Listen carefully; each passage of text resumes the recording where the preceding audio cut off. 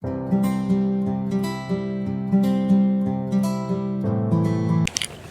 to AETCM, the Emergency Medicine Channel.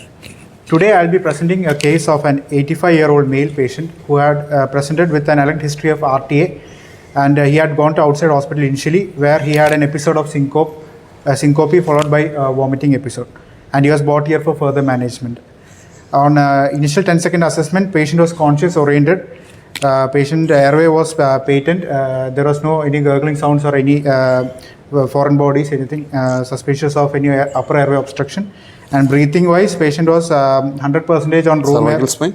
C-spine was protected with C-collar was applied because of the dangerous mechanism. C-collar was placed, and breathing wise, patient saturation was 100% on room air, and respiratory rate of 24 per minute. Circulation wise, BP was 90-50 millimeters of mercury, and heart rate was 92 per minute.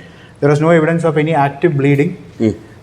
Disability wise, GCS was E4, V5, M6, and pupils are equal and reacting to light.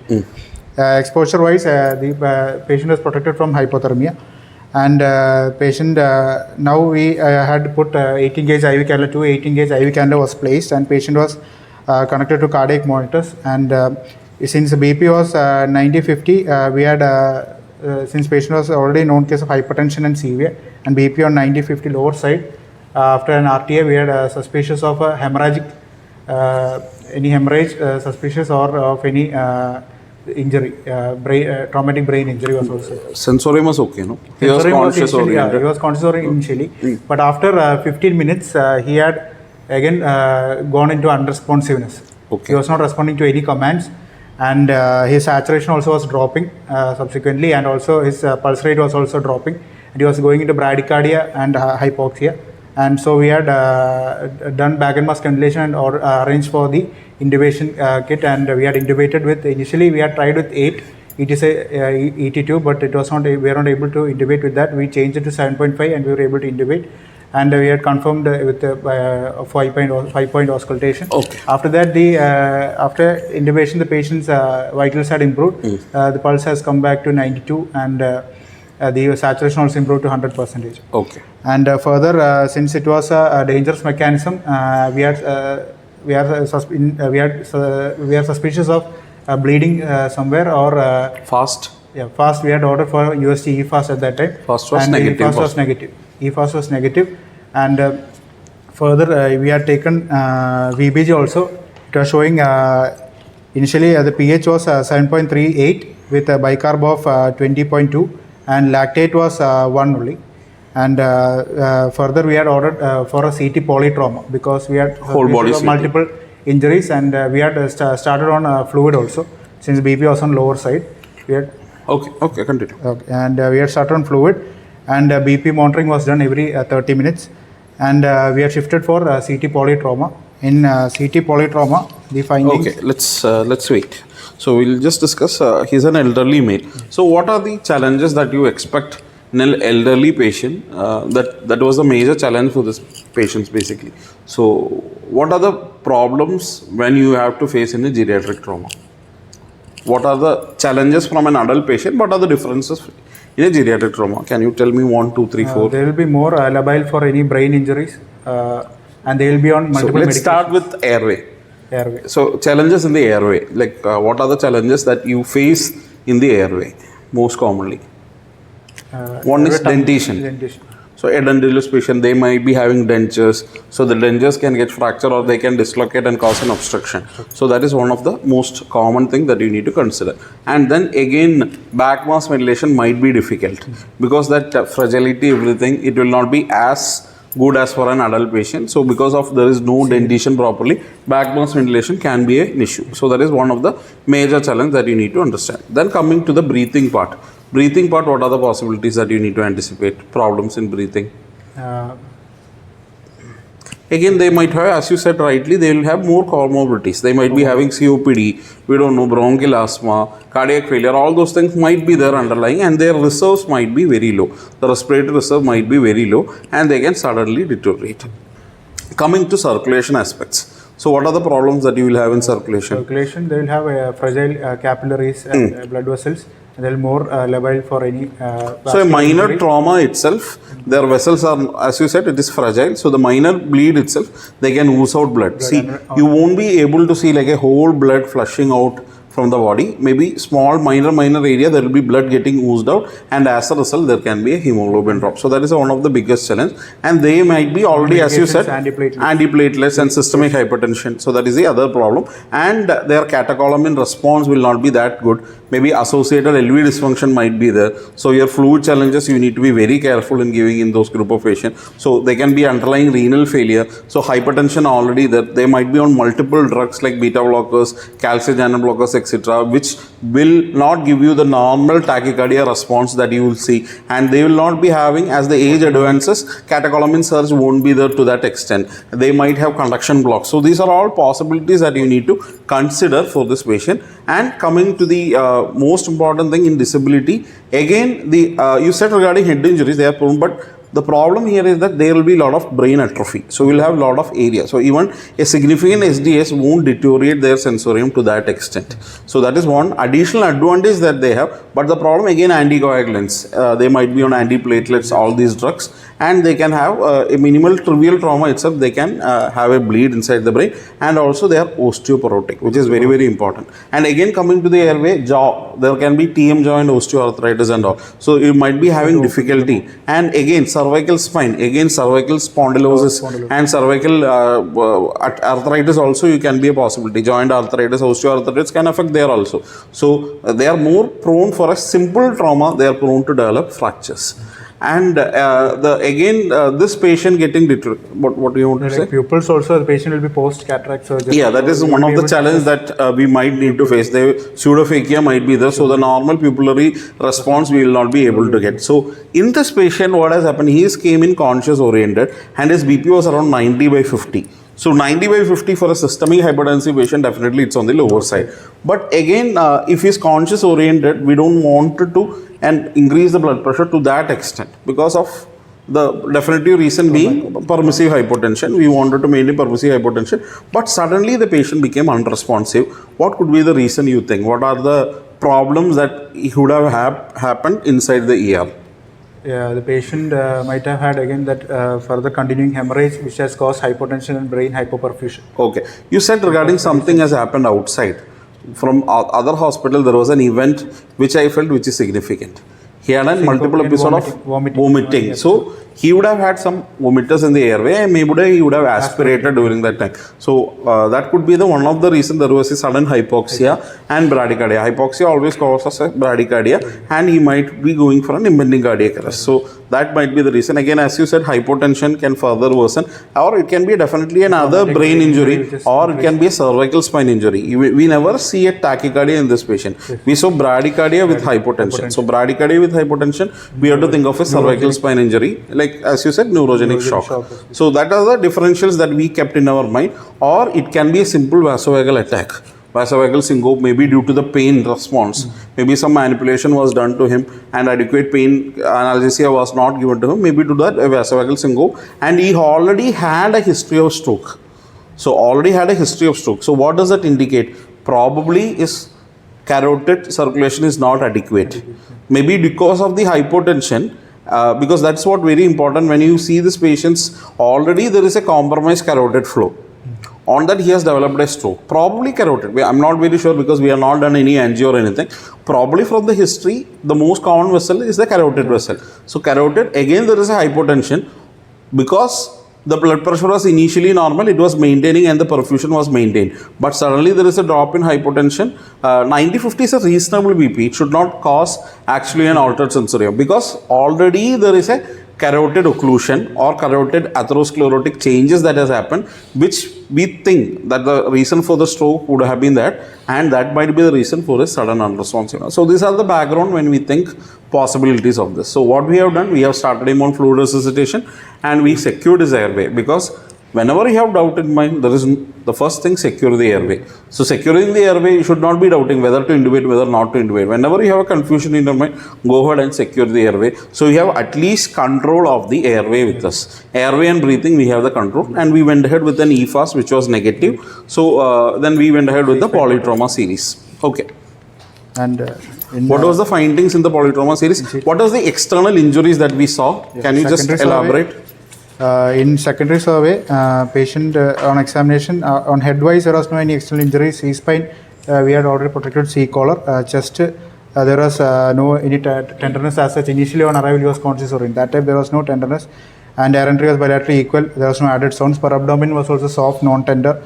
No guarding or rigidity was present. And pelvis-wise, there was no tenderness, and musculoskeletally, there was aberrations 2 × 1 centimeter over outer segment of left thigh, about 2 centimeter below hip joint. Then there was a lacerated wound of 2 × 1 × 1 centimeter over lower and frontal aspect of left leg, about 4 centimeter above angle. Aberration was also present 2 × 1 centimeter over outer segment of left angle over the lateral malleolus. Tenderness and swelling around the left hip, and movements were restricted due to the pain. And there was also swelling over the left thigh region in medial aspect just above the knee region. This area there was swelling also. And due to the swelling, maybe or maybe underlying fracture, there was a obvious deformity noticed in the thigh region. Okay. So, overall, you can have blood loss for a trauma patient to cause a significant hypotension. One, GI bleeding into the chest. Blood abdominal trauma into the abdomen, into the pelvis, into the long bones, and to the floor. So, we have ruled out a chest injury. We have ruled out an abdominal trauma, possibly a pelvic trauma by this, and we don't see any long bone fractures. And there is no blood in the floor. So, what could be the reason there was a hypotension for this patient? Because already the patient is aged patient and might have had a minor trauma, severe trauma causing the capillary damages and maybe. So, what was the swelling that you had seen on the left thigh? Can it be attributed? What was the size of that swelling approximately? Around 2 into swelling was around. It was large swelling around 6 × 8 centimeter size in left laterally, and medially also it was around 6 × 9 centimeter. So what was the hemoglobin drop of around 2? Yeah, there was a hemoglobin drop. HB initially was 10.5 and next day it dropped to 7.75. Okay. What do you think could be the reason for this hemoglobin drop? One possibility, since in CT polytrauma findings, we had only diffuse mucosal thickening with some hyperdense contents in the left maxillary sinus and nasal cavity. They have written maybe chronic sinusitis related, and diffuse soft tissue bulk seen in left gluteal region, gluteal muscle contusions, and diffuse subcutaneous edema in the left gluteal region and along the lateral aspect of left proximal thigh. How much fluid boluses was given to him? We had initially given 1 liter fluid bolus. Later on? After that, only 100 maintenance fluid. So almost 2 to 3 liters were given to him. So what could happen after like 10 hemoglobin? Already it was something like 10. What can happen to the hemoglobin later on? If we, since we are giving fluid continuously, the hematocrit can reduce, hemo concentration will reduce and hemodilation will occur. So what will happen to the hemoglobin? That can also drop the hemoglobin. So his baseline hemoglobin, we are not sure what was his baseline hemoglobin. So there is already an underlying anemia, and on top of that, maybe due to the fluid, there has been some amount of hemodilation. But most importantly, we have got a lesion here, which could have a small oozing of blood, and you could have lost 1 to 2 grams of blood in that area, 1 to 2 grams of hemoglobin in that area. What do you call that lesion? Moral Lavalley lesion. Can you explain what is it? A closed. Can you just spell it again? Moral Lavalley lesion. M-O-R-E-L, moral, L-A-V-A-L-L-E, Lavalley lesion. It is actually a closed degloving injury. Mainly it occurs in severe trauma only. And it is actually hemolymphatic collections. They will have multiple fluids will be accumulated in the space between the below the subcutaneous plate. And it is mainly due to the capillary disruption. And it is mainly seen in the thigh area only, and also around the greater trochanter of femur. And it's actually the skin and subcutaneous tissue, they separate, or due to the shearing force, they separate from the underlying fascia. And then it leads to that lymphatic collection under that areas. And usually the collection spontaneously resolves with compression bandages, but sometimes it can encapsulate and become persistent. In such cases, we'll have to surgically drain it. Otherwise, we can also diagnose it further with USG. It will be hypoechoic or anechoic collections. Initially, it will be echogenic because of the blood products. Then, once it liquefies, it will become hypoechoic or anechoic. And MRI also will support the diagnosis. Diagnosis of the same. So, our concern was what was the main reason for his hypotension. So, the hypotension, why he was developing hypotension, what could be the reason? What are the things that you attribute to the reasons for hypotension? Unless and until proven in a trauma case, the first cause, second cause, and third cause is hemorrhagic. So we think that probably there is a blood loss. We started transfusing him also, and he was requiring noradrenaline support also later. So what would be the other reasons why the blood pressure was taking time to improve? The first cause, as we ruled out, the hemorrhagic component was ruled out. We had done repeat EFAST also, that was also negative. Then after that, we had suspicious of any neurogenic injury to the spinal cord causing any neurogenic shock was suspected. But in CT wise, it was normal. We look for any spinal cord injury as such. We had also taken MRI. Spine was also, screening was done. Which was also normal. Okay. And further, we had, since he is an old age person, he had also had to rule out any cardiogenic component to the this thing, and but it was good LV function. Systolic and diastolic was good. And further, we had, since the total counts had come as 24,000, and we had also, but CRP was normal. Maybe due to the stress response. Maybe. So that also we had we are suspicious of, and then the local cause for the diffuse edema. The problem would have been his catecholamine surge because of his age was not there adequate. So, and again the fragility of blood vessel was there. So atherosclerosis, all those changes. So systemic vascular resistance was not there to the great extent. So by giving noradrenaline, you increase the systemic vascular resistance, and as a result, his slowly BP started improving. So that could be the reason, unless and until we don't see a major reason for a hypotension. But after, I think within 48 hours, yes, we could taper down all the vasopressors, and he was absolutely fine. And what happened to the 24 hours later? He was conscious oriented. He became conscious oriented, and we were able to extubate the patient, and we had further tapered off NORAD support. But PRBC transfusion was required 2 times. 2 times. So 2-point PRBC was given. Yeah. After that, there was no. We had mounted SB, and there was no further drop in SB, and he was hemodynamic stable and discharged. What will be your take-home messages for this patient management? Take-home messages, we'll have to initially in a trauma patient based on, first initially we have to protect the C-spine based on the mechanism or the other criteria, and after C-spine protection we'll have to secure the airway and breathing if it is compromised, and after that we'll have to see for any active source of bleeding, any obvious injuries, external injuries, or any internal injuries. If we are suspecting, we'll have to keep it at a permissive hypertension level.